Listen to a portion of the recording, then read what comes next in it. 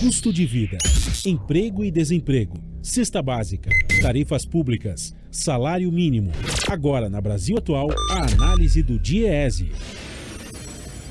E nós vamos conversar agora com Paulo Jäger, que é economista, supervisor do escritório do DIEESE Regional do Rio de Janeiro. Bom dia, Paulo, bem-vindo. Bom dia a você, bom dia a quem nos assiste e nos ouve. A gente vai falar sobre a produção industrial, porque o IBGE divulgou ontem a pesquisa que acompanha o setor. Ela fechou o primeiro semestre em queda com resultado negativo na maioria dos setores. E a indústria continua abaixo do nível anterior da pandemia, né, que está muito aquém ainda do patamar recorde que foi registrado em 2011. A produção recuou 0,4% de maio para junho e 0,5% na comparação com o igual mês de 2021. Assim, no primeiro semestre, a atividade cai 2,2%, com queda na maioria dos setores pesquisados. Em 12 meses, essa retração é de 2,8%. Paulo, uma situação que vai complicando o resultado final de 2022, não é verdade? Sim, uma situação ruim, chega a ser desanimador. A indústria é um segmento, um setor de atividade dos macro setores, né, dos mais importantes. Mas esse resultado não chega a surpreender.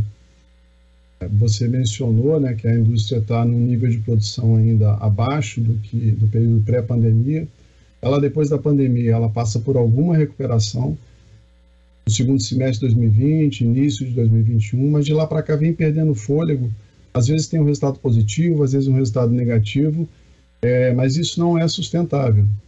E isso é muito ruim para a economia em geral, e é ruim especialmente para os trabalhadores que são formados, têm formação profissional nessa área, por conta do emprego e da renda, né?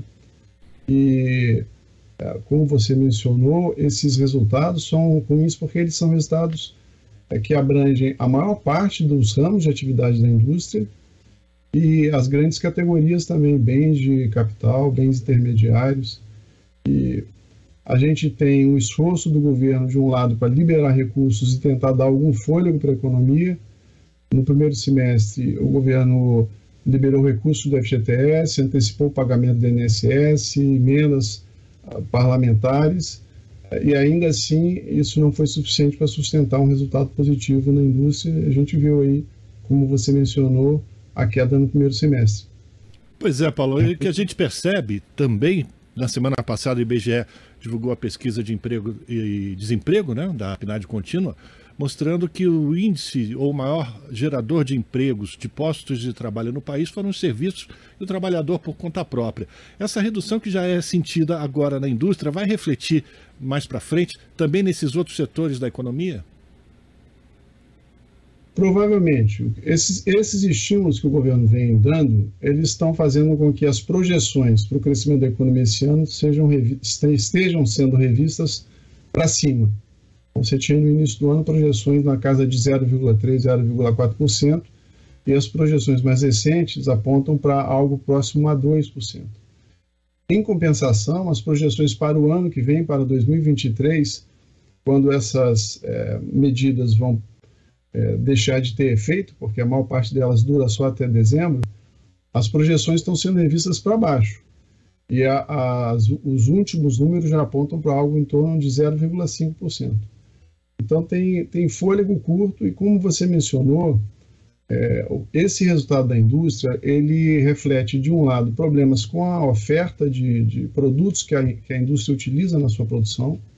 Eu posso falar um pouquinho sobre isso depois, mas também reflete problemas do lado da demanda, porque a nossa economia está com fôlego curto, e isso, em boa parte, se deve ao fato de que o mercado de trabalho não reage. A gente tem uma queda, de fato, na taxa de desocupação, ela está agora abaixo da casa dos 10%, mas ainda assim a gente tem um contingente muito grande de desempregados, em torno de 10 milhões, um número muito grande de desalentados, acima de 4 milhões de pessoas, e a renda muito comprimida. Além disso, os postos de trabalho que estão sendo gerados são postos ruins, postos informais, ou mesmo postos com carteira de trabalho assinada, mas que pagam um salário muito baixo. E também trabalhadores por conta própria, que aí é o caso das pessoas que não têm outra alternativa e vão para a rua para buscar alguma renda para o seu sustento. Então não tem perspectiva desse ponto de vista de um crescimento sustentado.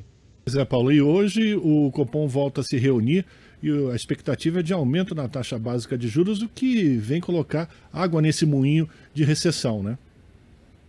Retira a lenha da fogueira. Na verdade, eu acho que, de certa maneira, esse resultado da indústria já vem refletindo a alta da taxa de juros. A gente tem que lembrar que, meados do ano passado, a taxa de juros básica da economia, a Selic, chegou a um patamar mínimo de 2%. E agora está na casa de 13,25%. Se eu não me engano, o Brasil foi o país que mais aumentou a taxa de juros no mundo nesse período. Se não foi o maior, foi um dos maiores. Para efeito de comparação, o governo estadunidense, na verdade o Banco Central estadunidense, ele aumentou a taxa de juros já, acho que umas 3 ou 4 vezes, desde essa alta na inflação. Lá também a inflação está chegando próxima aos 10%, o que para eles é muito mais alto do que uma taxa de 12% para a gente, considerando o nosso histórico. E a taxa de juros lá, apesar desses aumentos que foram feitos, ela está agora na casa de 2,5%. E a gente aqui, provavelmente, você lembrou bem, vai ter que enfrentar essa decisão do Copom hoje de uma nova alta. O mercado financeiro espera que a taxa de juros vá findar esse ano com um patamar de 13,75%. Isso significa, só para concluir rapidamente, significa que você tem um crédito muito mais caro para o consumidor final, para fazer os financiamentos. Não é à toa que a venda de produtos da linha branca e da linha marrom, que são os produtos de consumo duráveis, é que vem sofrendo bastante, porque as pessoas não conseguem mais comprar a prazo, né? E, de outro lado, faz com que o investidor, na ampliação da capacidade produtiva, as empresas, também adiem os seus investimentos, porque o custo do empréstimo é maior. Isso sem considerar que o preço, né, a taxa de juros para o tomador final é muito mais alta, né? A maior parte das famílias está endividada no cartão de crédito e paga uma taxa superior a 300% ao ano. Mas eu te interrompi, diga. Não, era exatamente sobre isso que eu queria comentar contigo. A gente já está encerrando a nossa participação aqui, Paulo, mas você falou antes sobre os fatores que contribuem ou que abastecem a indústria e que isso também será um problema. Eu queria que você rapidamente explicasse o que você queria apontar nesse setor. Então, a pandemia ela desorganizou as cadeias produtivas. E a indústria brasileira, ao longo dos últimos anos, ficou crescentemente dependente da importação de insumos, importação de partes e componentes.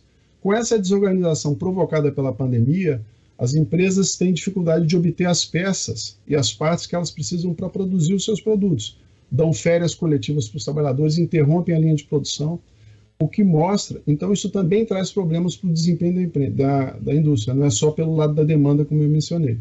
Mas isso também, só para pontuar, que eu acho que é importante, mostra a importância, a relevância de nós sermos menos dependentes da importação desses produtos, de termos uma indústria nacional potente, pujante, mais diversificada e que possa atender boa parte daquilo que a gente necessita. A pandemia revelou essa nossa dependência, especialmente da produção asiática, seja para os insumos diretamente voltados ao combate à Covid, né? A gente viu isso, insumos na área farmacêutica, etc., mas também para a indústria em geral.